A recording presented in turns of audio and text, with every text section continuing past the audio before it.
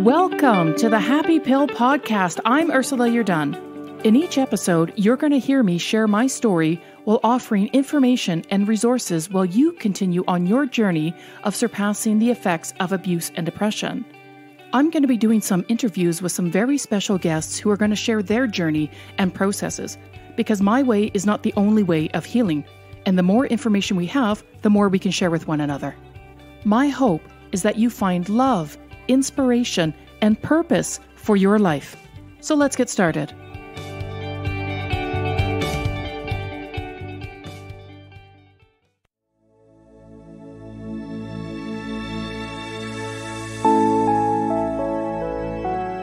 All right, welcome back, my friends. I am with Pam Purnell. We are going into functional medicine. That was a lot of information in the first episode, but so valuable. So the good thing is that you can always reach out to Pam. You can reach out to me at the happypillpodcast@gmail.com. I could forward on the information. So there are ways to get in touch with Pam to know more. But this episode, it's all functional medicine. And basically, Pam, I'm just going to let you run with it. Okay, that sounds great. Yeah. And then I'll stop you if I'm like, hey, I don't understand that. Please, because I have a tendency to speak sometimes in terms that are not necessarily understandable. So if I am going down that route, please just let me know. I think a lot of terms I think about are all these like little medical terms or like little things within our body that you talk about, like the microbiome. Thank you. That I'm like, I don't know what that is. So chances are there's going to be a lot of people like that. But let's just start with the basic. And you wanted to, let's just recap. What is functional medicine? Yeah. So functional medicine is understanding that we're all individuals and really getting to the root cause of what is going on in the body. And so to do that, you use specialized diagnostic testing.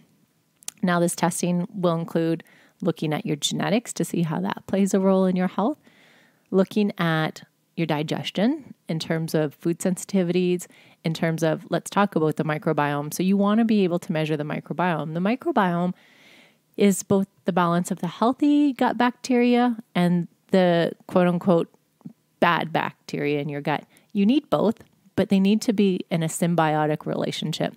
If the bad bacteria starts to flourish and takes over the good bacteria, you're not going to be breaking down your food properly. You're not going to be absorbing the vitamins and minerals that you need properly. And this is what's going to power your cells and your liver, which at the end of the day is what produces energy and keeps your body detoxing properly. So I have a question. I'm just going to put up my hand every time I have a question here. First of all, let's just look back at the testing, because I think people want to know, well, what is that? What does that mean? Is that CT scans? Is that like you got to go to the hospital? You got lots of needles? Right. What is the testing? So the testing is a variety of ways, but it's usually either urine, saliva, or blood. And so each test will require different types of specimens. But most of the functional medicine tests are meant for you as a patient to take home and administer it. So the food sensitivity test, it's just a few drops of blood. The kit comes with a lancet to puncture the tip of your finger. And you just drop a few drops of blood into this container. And what will happen is the lab will scan it to see how your body, how your immune system is reacting to food. So, you might have some listeners that eat dairy and they know that they're going to get bloated. Well, that is inflammation. That's me. That's you? Okay. Well, yeah. A little bit. Okay. Right. And so any time your body has inflammation, well, there's two types of inflammation. There's good inflammation and there's chronic long-term inflammation, which is not good for your body. So good inflammation would be like you cut yourself, and when it starts to get red and a little bit itchy, that's your body healing. Problem is when you have long-term inflammation, like let's say you eat gluten and you don't have that outward bloating, gassy. There's a lot of people who can eat gluten, but it's still causing high levels of inflammation. So that's what this test is going to measure. It looks at over 200 foods, meats, grains, fruits and vegetables, herbs, and people will often be surprised by the types of food that come up. But when you eliminate the food, and it doesn't mean you have to eliminate it forever, sometimes because we have, as humans, are habits of creature, we tend to eat the same thing day after day after Like day. chocolate? Everyone knows that by now. Chocolate. But let's say like you eat oatmeal for breakfast. I do. Okay. Yes. Great. But when we eat it 365 days a year, if that's a type of food that's causing inflammation that you don't know, what happens is this inflammation gets stored in your body some ways. So joint pain. Most people don't realize that joint pain is related to the food we eat. Oh, okay. Eczema. Eczema is almost always caused by dairy or eggs. So, and if any of your listeners have had eczema for a long time and they've tried any cream, I highly suggest you get the food sensitivity test done. And I would put money on the fact that dairy or eggs is your problem. I've heard time and time again where a clinician will have a patient, runs a test, comes up dairy or eggs, they remove it, and their eczema goes away. As soon as they eat it, their eczema comes back. Wow, isn't that interesting? Yeah. Okay. So that could be a lot of issues then. Like a lot of our food could be causing a lot of problems. Yeah, and it's not always the ones we think of. We have the big ones that we know cause inflammation. So corn, because it's genetically modified. Gluten, because it's genetically modified. Dairy, because our body's just not meant to drink animal milk or eat animal milk products. Soy comes up a lot because it's genetically modified. So those are really the big ones. And then sometimes you have foods come up that you go, I never would have thought about that. But you don't know what's causing the silent inflammation. And so let's talk about a woman who's been on a weight loss journey, just won't let go of the last 10 pounds. That's usually because your body is so inflamed, it's just holding on to that weight. Oftentimes, after running a food sensitivity test, you eliminate the food and the last 10 pounds will drop off. Migraines, oftentimes caused by food, but people don't know that. Because I mean, especially here in Calgary, because we have such different weather pressures. Yeah. I have friends who are like a human barometer, right? Anytime a Chinook comes in, they're like, oh my God, my head. So there's probably some legitimacy to that, but also you think that a lot of it is food sensitivity. Well, I mean, pressure, for sure. Pressure will cause a migraine.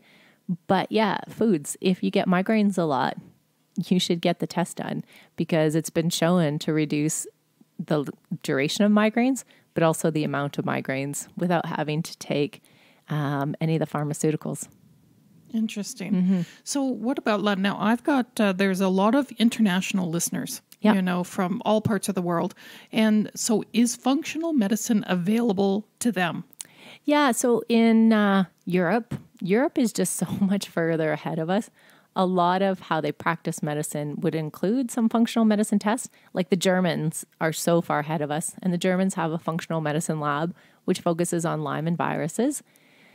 And their system just is more open to alternative modalities.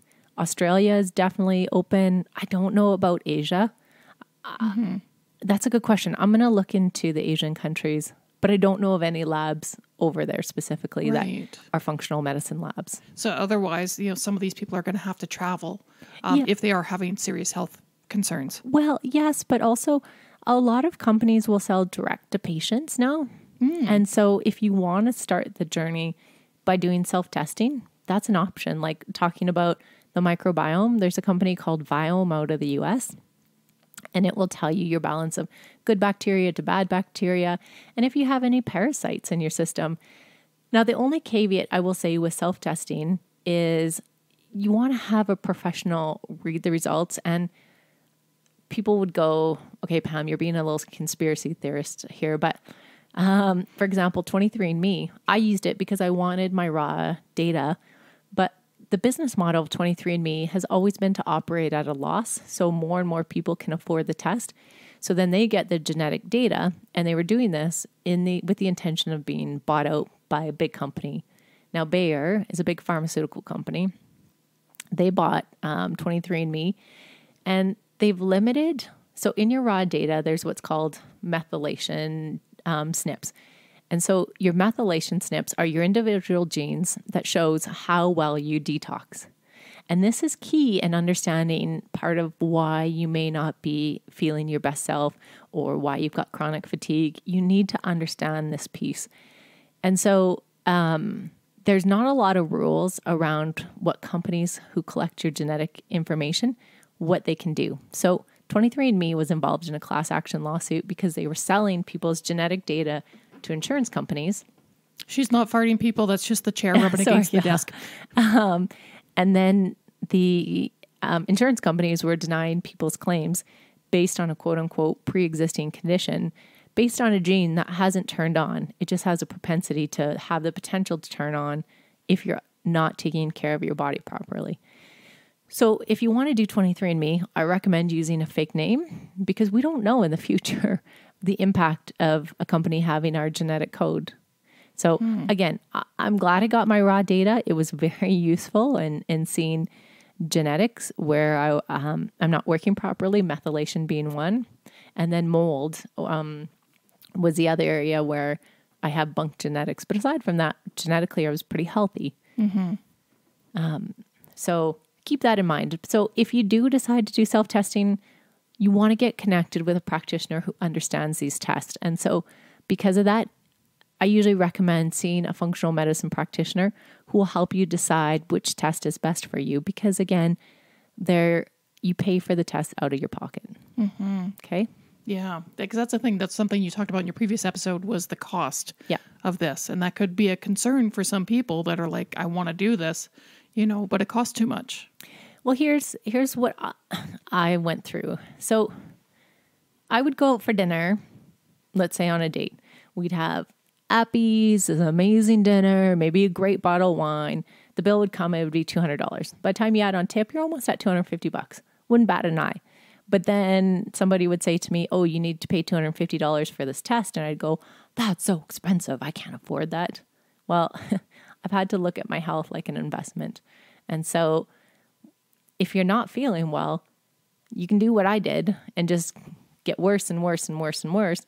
Or you can actually be proactive and do these tests now, get better, but also know your propensities of what you need to do to keep yourself well. And I think that's a really key phrase is the investment in your health. Yeah. Right? Because it's going to be difficult to go out to these dinners and dates and stuff like that if you don't have the energy. Exactly. To go out and do them. Right. So that's a very interesting perspective. Okay, you wanted to break down functional medicine into different parts. Yeah, so to just really help understand the way in which we look at the body through the lens of functional medicine. So the first thing that people generally do is look at your digestion because your gut will impact your mental health. So first of all, you want to look at, are you digesting properly? And that's where using tests, a stool test will look at your good bacteria, your bad bacteria. And then also if you have any parasites will drain your energy, they'll absorb your nutrients. But an area that people don't think about is your stomach acid levels. Most of us are operating with low stomach acid. And so let's say you go to the doctor because you get heartburn a lot. Well, in the conventional system, it's quote unquote well known that you have too much stomach acid. But in fact, your stomach acid is too low, and that's what's causing the heartburn. And so you shouldn't be on a PPI because that's just depressing your stomach acid. What's a PPI? Sorry, proton pump inhibitor. Okay. So if you go and you get heartburn, that's what your doctor is going to give you. And the reason your stomach acid is low is because your liver is working overtime. It's not producing the bile, which will have a direct link to the amount of stomach acid. So when your stomach acid is low, you're not going to break down your food. When it goes to your small intestine, you're not going to absorb the nutrients properly because it hasn't been broken down. Maybe you're lacking enzymes. Enzymes are also what helps to break down food. And then your liver needs B vitamins to work effectively. If you're not absorbing nutrients and your liver's not working effectively, then it's going to cause more stress on your liver and it becomes this vicious cycle. Interesting. So much of this is liver related. Yes, really. Right. So much of our health problems. And you'll hear me talk about the liver over and over and over. And in this episode comes back to our liver, which is such an underrated organ in our day-to-day mentality. Because it's our greatest detoxifier. Exactly. Right? Yes. And that's the book. I think that's the book that I think you even recommended to me from Anthony William, The Liver Detox. Yes. Is that the right title? I actually have it behind me. It is. Liver Rescue. That's it. Liver Rescue. Yeah. Sorry, Liver Rescue. Yeah, because he really talks a lot about the liver rescue and just the liver itself and the function that it performs in our body that we really don't know. Mm-hmm. Right. Yep. So, okay. So that's, he's one person that you're. Yeah, I definitely. So you got to approach Anthony William with an open mind because he talks about getting his information from spirit. But I've taken all the information I've gained in my own personal health journey, working in the conventional system, working in functional medicine, and cross-reference it with Anthony William. And what I find is he really fills the holes that may be there, whether it's functional medicine or conventional medicine. And he does a good job of explaining how complementary and alternative medicine can positively impact our body. So supplements, how that can positively impact our liver, meditation. He includes meditation where you put your hands on your liver, and it's really just about helping your liver to work more effectively by doing visualization.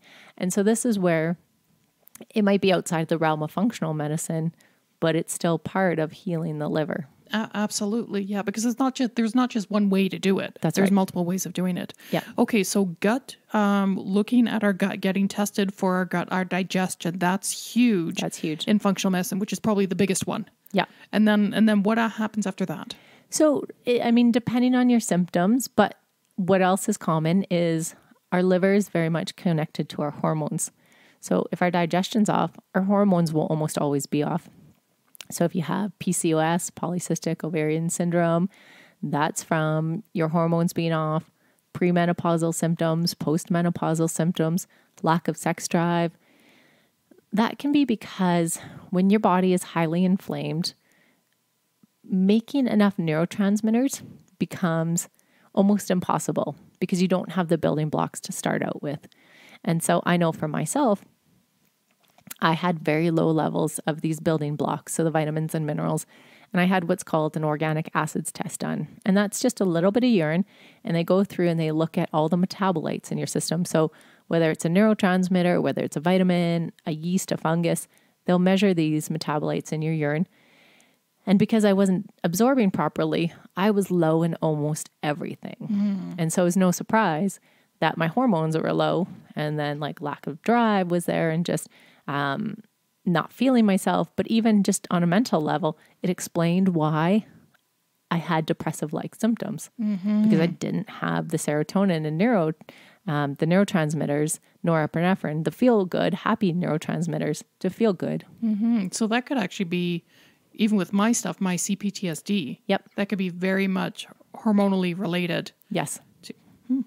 Yeah. Well, we're going to have to talk more after this episode. And this is where I say, having the numbers in front of you, when you see on that sheet of paper that you're low in everything, it explains why you feel like you need to lie on the couch, because physiologically, it's that explanation. And it takes away the feeling of, I'm crazy, I'm lazy. And the judgment. The judgment. The self-judgment, and then the judgment from others. It's like, no, I can show you what is actually happening with me. Yes. And that's where IVs are very powerful, because you can IV, you said, right? IV. Okay. Yeah. So the vitamin IVs that we talked about in the previous episode. Right. So you can build your personalized IV vitamin bag based on your organic acids result.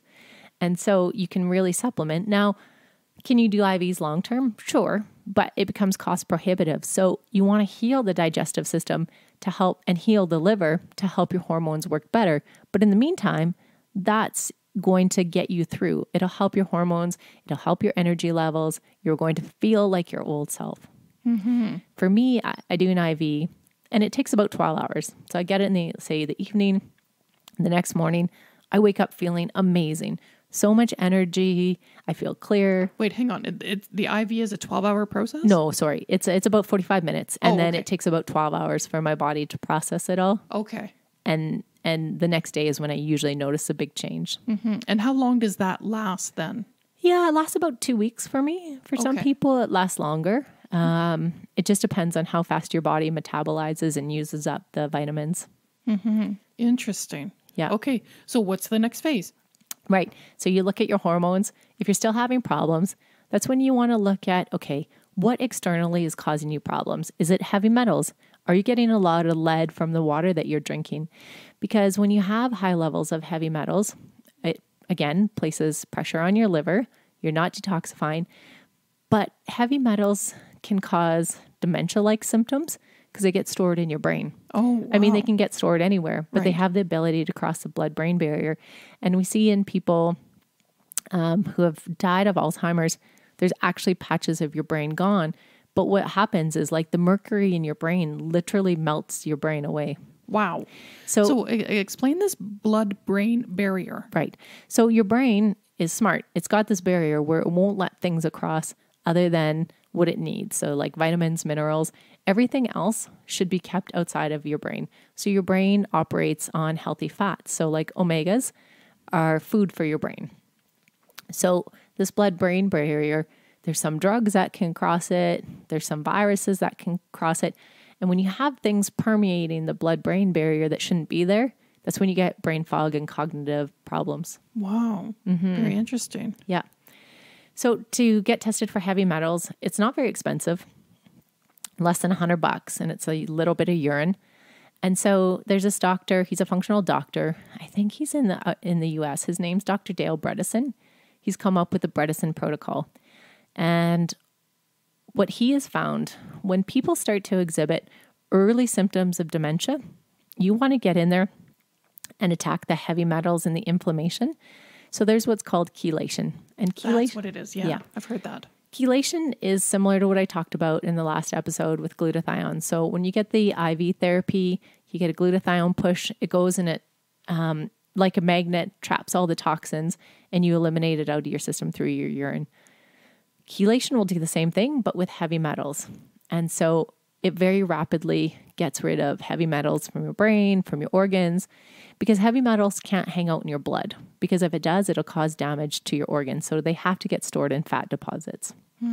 So Dr. Bredesen has shown that you can reverse dementia that's caused by heavy metals very easily. Like it's an intensive process, but his patients then go back to normal cognitive function, which is amazing. But that's just from heavy metal dementia, not, I mean, I don't know about dementia, but if there's other ways of contracting that, or if it's genetic or anything like that. Yeah, I mean, from what I've read, dementia is really not genetic. It's things that get into our brain that causes brain problems that shouldn't be there. Okay. Is That's basically what you were just talking about, the blood-brain barrier. exactly. Okay. Yeah. So after that, now So what are we after looking heavy metals, that's when you want to start to look at viruses, parasites, bacteria, and Lyme.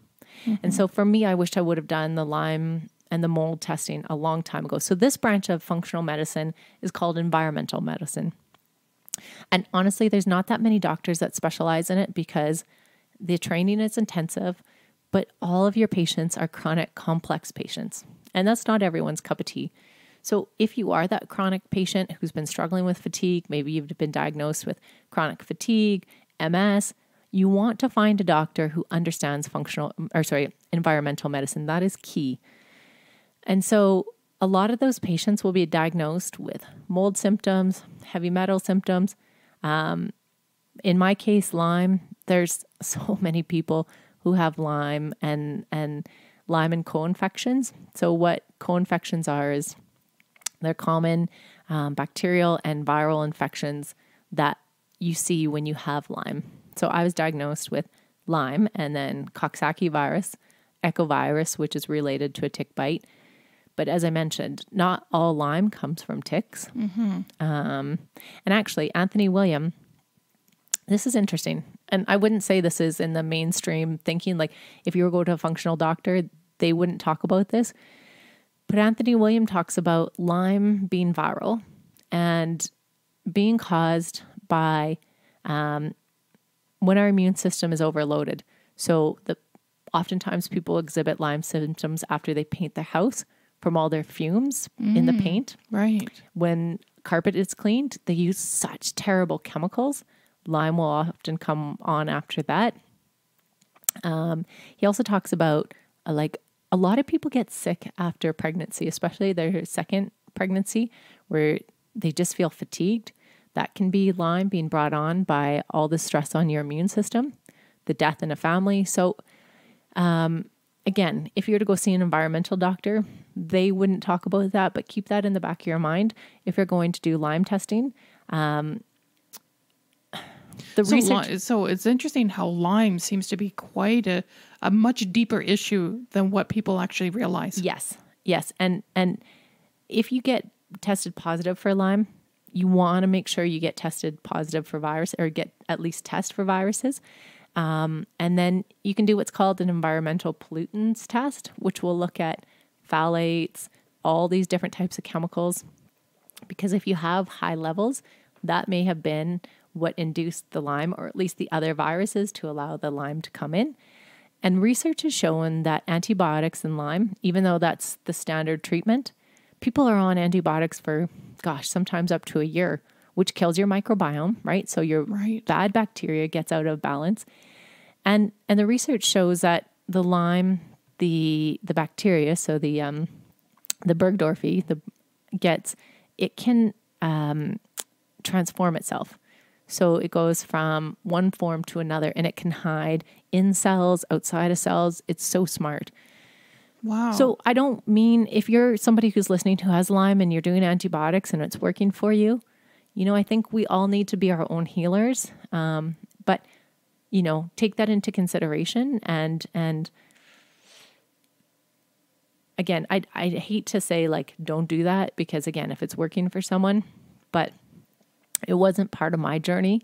And a lot of people I talk to who have been on long-term antibiotics, it creates more problems in the end. Right.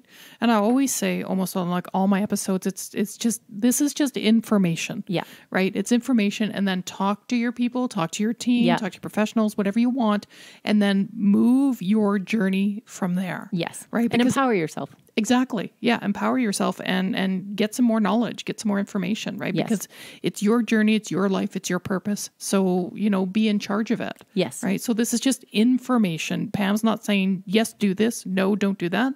You're just providing another resource for people who do have chronic illness, because really a lot of people have chronic illness, and that's in studies now. It's like, it seems to be an epidemic of chronic, And, let's just go an area of medicine that's so not known. So there's what's called, to produce energy in our body. Do you remember back to Bio 20 when we looked at the cell? Girl, that was like decades ago. I know. Of course not. I never took biology. Oh, okay. No, it grossed me out. Well, let's do a quick Bio 20 review. Okay. So in our cell, you have what's called the mitochondria. And that's the powerhouse that produces energy for the cell, which powers our body. There's what's called mitochondrial dysfunction.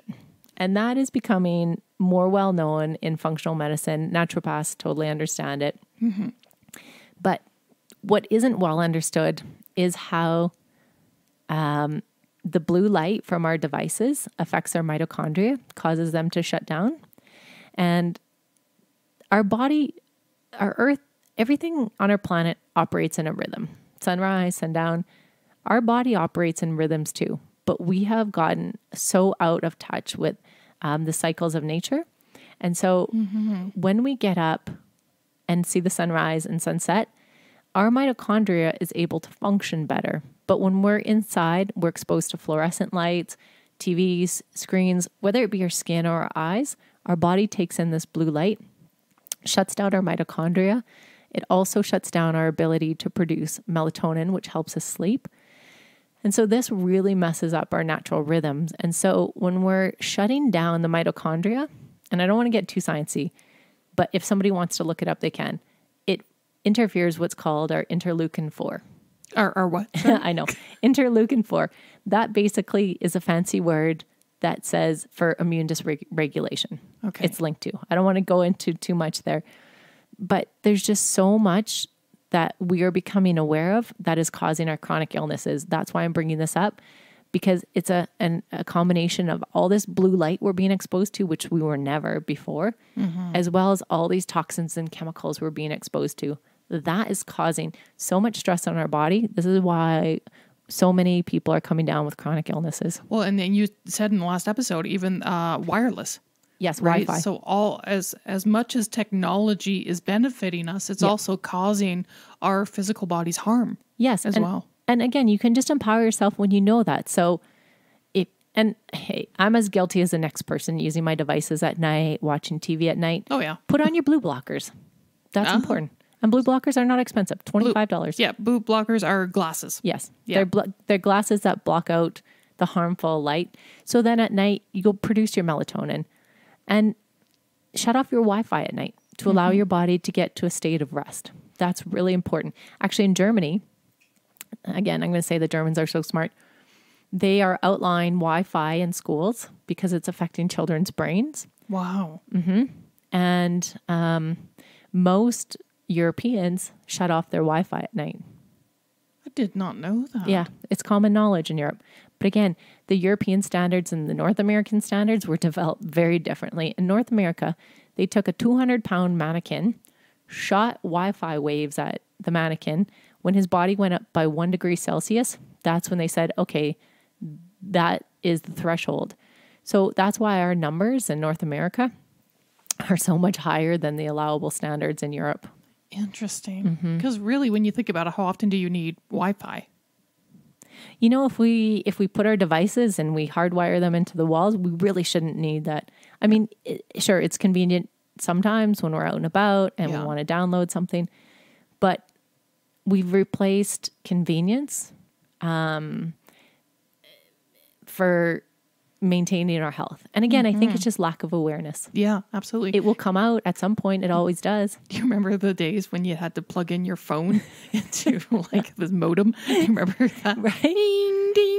And Totally. you get that, oh God, that terrible sound. Yeah. It would take like 2 minutes just to connect.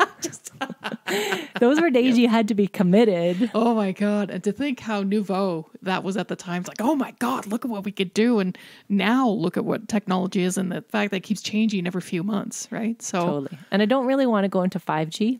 What is that? 5G. So right now. Oh, 5G. 5G. Yeah. 5G has terrible health implications for us. I don't want to go into that because that could be its whole episode. But if people want to do some research, go and research 5G. You know, they've done studies on animals and the results are not good. Oh God. Yeah. So again, there's ways to get around that. You can keep your phone on 3G and that makes a huge difference. And again, just... I didn't even realize you could do that because I think mine's a 4G that 4G. I have right now. And if you have a Wi-Fi device, you'll notice. So in my house, when I had a Wi-Fi expert come and measure, with my Wi-Fi on, the number was at 520,000. You don't want it higher than 100 for acceptable levels. When we shut off my Wi-Fi and my phone was on 4G, it was at 120,000. When we took it back to 3G, it went down to like 20,000. Oh, wow. Yeah. How do you even do that? Because people are going to ask. They're like, how do you do that? Can I? Oh, yeah. You want to take my phone? Yeah, log in. Oh, here. Yeah. And we're going to go under settings and I'll walk. Are you with TELUS or Rogers? I'm with Rogers. Okay, perfect. Because Rogers, I know. TELUS is a little bit different. Okay, so there's my settings.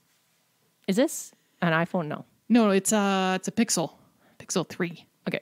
Let's include that in the resources because I don't know with Pixels how to do that. But on iPhone, you go into settings, cellular, it'll say LTE, 3G. Right. You just click on 3G. Oh, isn't that interesting? Now, it took me a while to get used to the slower data, and especially for something like maps or I just wanted to Google something quickly. Yeah. And times when I got frustrated, I just kept remembering that number of like 20,000 versus 120,000. Yeah, versus 500 some odd thousand. And here's the other thing I'm going to say. So a lot of couples now are having trouble with fertility, men especially. Well, where do men carry their cell phones? In their pockets. And the proximity to their parts. Their parts. It's been shown to reduce sperm counts dramatically. Wow. So do you know Dave Asprey, Bulletproof Coffee? Sorry, no, who's this? Dave Asprey. He's a biohacker. He was a tech guy. He got sick with mold illness, similar to me. And he went on a journey to find out what was wrong with him. He got into functional medicine and went like, what the hell? Why don't people know about this? But he started to biohack. And of course, he realized the impact of Wi-Fi on your body. And so now what he does is he carries it in his back backpack. But in case he doesn't have that, what he does is he buys this material, which will block Wi-Fi. It's a fabric. He has his tailor sew this fabric into his pockets of his pants. And then that way, if he has to carry his phone in his pants, at least it's not constantly bombarding his parts. Yep, his parts. Causing extra radiation. Isn't that interesting? I mean, they already create UVA, UVB clothing, Yes. for when you're out in the sun. So now we're making wireless protective clothing. Yes. Isn't that, wow. Isn't that something? Wow. Oh, that's like mind blowing. Yeah. Okay. So do we have anything more of functional medicine? For the environmental medicine? I mean, there's lots of other tests. There's cardiac tests. So if you have any issues with your heart, I would strongly recommend doing some of these tests because it'll give you so much more information than what you're going to get with your family doctor. And again, information just empowers you to make smarter decisions. And you'll see, again, seeing the numbers and how it breaks down, you can make very small lifestyle changes, which can impact your heart. And then in terms of any other testing, again, it's symptom-based, but I really wanted to highlight some of the specific tests. So if people are listening and they have certain symptoms, they go, I'm interested, I can learn. They can actually go to my website, healingtreealchemy.com.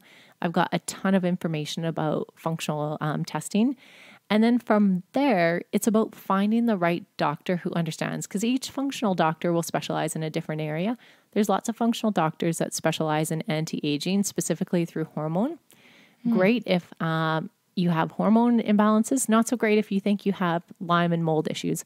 You have to go to that environmental doctor. So Interesting. yeah, keep that in mind. It's like, I don't know, let's say massage or chiro. Each chiro has their own specialty. Right. Same idea with the functional doctors. So interesting. So what I'm understanding of functional medicine, because this was all so new to me, is that it is lots of testing to figure out and to start to narrow down what issues that you have, because there could be a multitude of issues. Yep. Right. So the testing is absolutely necessary. And then from the testing to find the appropriate functional medicine doctor that will treat that condition. Yeah. The functional medicine doctor will recommend the tests. Right. And it might only be one test that you have to do, in which case, hallelujah. Yeah. If you've got a chronic condition, be prepared. You're probably going to do multiple tests, 3, maybe 4. Sometimes it's a lot, but you're going to get answers. And sometimes just having that information, not sometimes, when you have that information, you can make the smartest choice. Sometimes the smartest choice is a pharmaceutical. Sometimes it's not. Sometimes it's a supplement. It's a herb. But by having all of this extra information, A, you get answers, so you feel more empowered. B, you get the right treatment. You can heal more quickly. You don't have to suffer anymore is really the point of functional medicine. And here's the thing. So I think that functional medicine is amazing, but I really believe in the mind, body, spirit connection. So when you're seeing a functional medicine doctor, you want to follow the protocols. But our bodies, when they get sick, there's usually a component, whether it be trauma component, there's something happening on a spiritual level, which is also impacting our health. So whether you want to see a medical intuitive, whether you want to see a Reiki practitioner, it's good to do that in conjunction, because when you look at the body from a very physical aspect and you're doing all the right things, sometimes you aren't getting to the point of being completely healed. So that's when you start to look at the emotional, spiritual level and do healing there. And together is when you're going to get the most benefit. Absolutely. And I completely agree with the whole mind-body connection. And I've talked about that in previous episodes, the emotional body, the physical body, the spiritual body, the mental body, right? They're all connected. So if you've got an issue in one of them, in one of those bodies, it's going to be affecting another one of the bodies, right? So yeah, I mean, I think when we get to the physical realm, or when there's physical issues, there's been stuff already in process. From the other, mental, spiritual, and emotional, right? It's just once our bodies become symptomatic, that's when we start to take action, because we're not aware of, the other areas that are being impacted. Totally. And you know what? Let's highlight depression, for example. Here's where functional medicine really does a great job. So functional medicine can understand that depression can be caused by a lot of things. High levels of inflammation, low levels of vitamin D, low levels of omega, trauma, heavy metal toxicity. All of these things can cause depression. So it's about eliminating and figuring out which one is causing. But then on the flip side, functional medicine understands that it's not just all these outside factors causing depression. So like one condition, many causes. There can be many causes as well for the condition. So when you look at depression again, so I'm thinking about this tree. So if you picture depression in the middle, you've got all these imbalances. And then over here, what is causing the imbalance? So what is causing the neurotransmitters to be out? Again, is it low vitamins? And that's where you can use testing like organic acids to see your levels, right? What on a physical level is causing that depression? Because yes, it's in the mental realm, but you can do the testing in a very physical way to see what's going on. And I just think that's so empowering because again, antidepressants might be the right thing for you, but what if the depression is being caused by the fact that your digestion is off and you're not absorbing the vitamins and minerals, right? You struggle for all these years and I think the antidepressants can help. But then if you start doing IVs and that helps your body to have the building blocks to make the neurotransmitters, that can hugely change your depressive symptoms, sometimes eliminate it. And for someone like me, like I would have never thought of that, right? Because of my, CPTSD and because of the depression and stuff like that. I always just thought that is a condition because of what had happened to me, because of the trauma. Yeah. So it just feels like, at least for me, is that condition is stuck in my brain. Yep. It's stuck in my mind because it's so much of it is mental, right? Yeah, my body physically went through those assaults, so many decades ago, but it still feels like that condition is mental. Right. But yet what it is, what I'm understanding is that it's there, but it could also be that if my stomach gut isn't working properly, that is going to aid in the depression or, keep it there. And for you, not fully aware of everything that's going on with you, whatever our brain thinks. So when you relive those traumatic experiences, it's going to send those chemical transmitters to your body to release inflammatory cytokines to be triggered. So there's a very physical response, which can then depress the neurotransmitters. So this pattern over and over and over can depress other systems. So for you, it might not be a poor digestive system. It could be the fact that this trauma is causing your body to respond in a very physical way. Mm-hmm. So let's start with the trauma, but also address how the trauma is affecting your body physically. And that's where I think working with trauma experts and working with a functional medicine expert can go hand in hand, because the functional medicine expert will say to you, Ursula, let's test your vitamin mineral levels. Let's test your inflammation. And let's say it's high levels of inflammation. You can take antioxidants, so supplements. So if we think about blueberries being high in antioxidants. I have those with my oatmeal. Oh yeah, perfect. Awesome. I'm there. Yeah. Perfect. So these super high levels of antioxidants will help reduce the inflammation, which can then help the depression. So we just want to keep that in mind when we're thinking about healing. And that's why I think when you work with a functional medicine practitioner, not all of them are open to the mind, body, spirit. But I would say if they're in functional medicine, they're at least aware of it. Mm-hmm. So they may not say to you, hey, go see this energy practitioner in conjunction, but they're going to be open to it. Right. Right. And so that's for you to use your intuition as to what feels right. But having the numbers to be empowered, you can be doing the right things to physically help your body where you're healing your emotional body.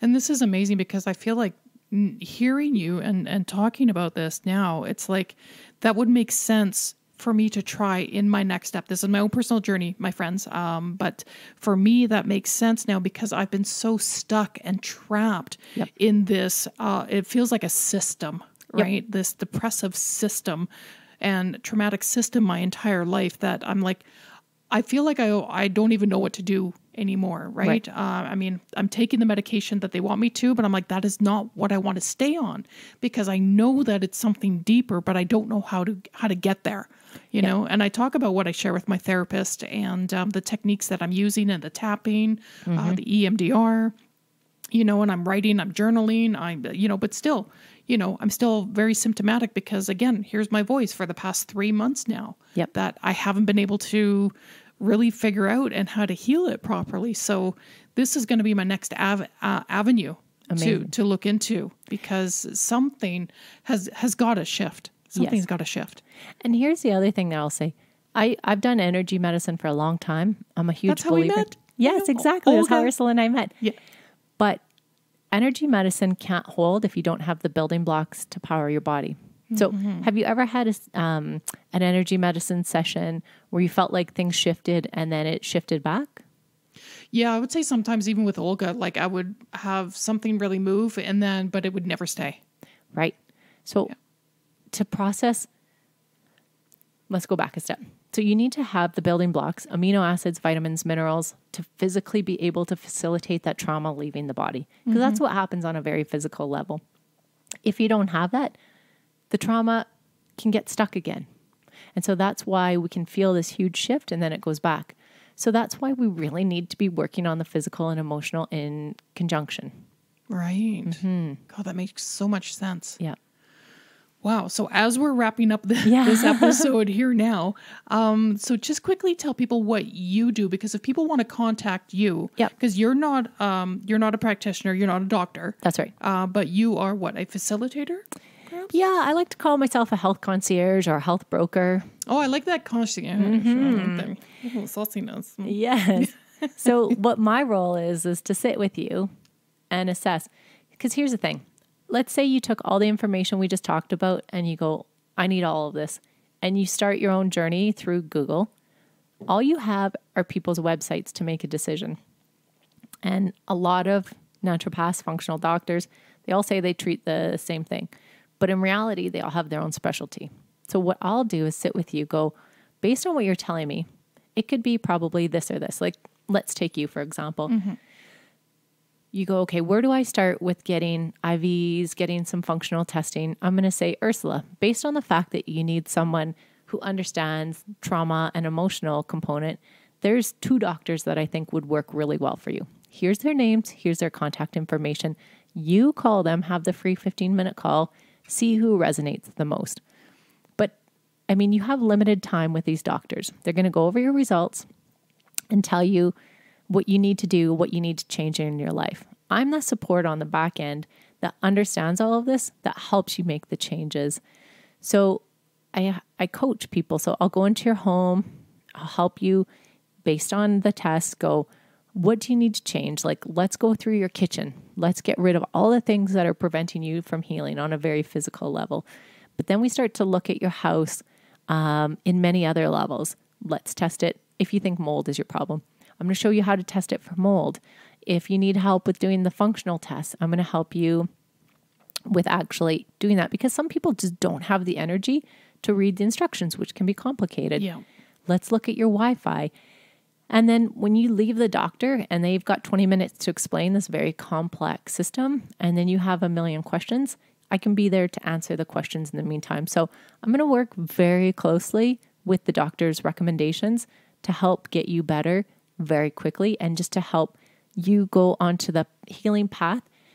I'm not going to tell you what to do. Intuitively, you need to make that decision, but I'm going to lead you to that path and help you get there more quickly so you're not wasting time, money, and energy. Sign me up, sister.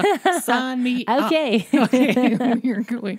Is there any final last thing that you want to say in the last couple of minutes that we have here? I think we get used to suffering. And I think that as people who have been through maybe trauma, physical issues, we might go to different doctors, different practitioners. We're not meant to come to this planet and suffer. We're meant to be vibrant human beings. Yeah, thank you. Yeah. And it's easy to get stuck in thinking this is going to be my life and I'm never going to get better. And I'm here to say that there's answers out there. And functional medicine is one way to start with getting those answers. And then when you have the answers, you can bring in other modalities to really help you heal. So if you're listening and you feel deflated and like things are never going to change and your doctors don't understand, I've been there. I know you've been there, Ursula. Mm-hmm. It's a hard place to be. But there's hope, and we don't need to be in that place anymore. And yes, it's going to take an investment. It's going to take time, but we can heal, and our bodies are meant to heal. Our bodies are so smart. Well, that's what I think too. I think our bodies are just magical, right? Yeah. We are this living, breathing organism created by something very divine. Yeah. And so if we are getting sick, we are the healer. Yep. But it's just trying to find the access to that, right? That's How right. we do that. And that's what you're providing. So you're providing, in essence, a lot of hope. Mm-hmm. for people, yep. which is just amazing. So I thank you so much for coming on here. And if there's more questions, more something, perhaps you'll come back another time if we get inundated, sure. With information. And then Pam's going to be here, and you're going to provide all your information for us and some of the websites that you've already sent me. We're all going to put it up onto the blog and onto the resources page. So my friends, you can go and check it out there. Thank you, my friend. Thanks for having me, Ursula. Oh my God, loved it. Now I'm sleepy. I could have a nap. Yeah, perfect. Part of the conditioning. All right, my friends. Hopefully that was informational for all of you, and we will talk to you soon. Bye-bye. Thank you for listening to this episode. If you or someone you know is in immediate need of help, please contact your local authorities, distress center, or professional care provider. If you'd like more information on this episode or other topics, go to my website, ursulayourdone.com.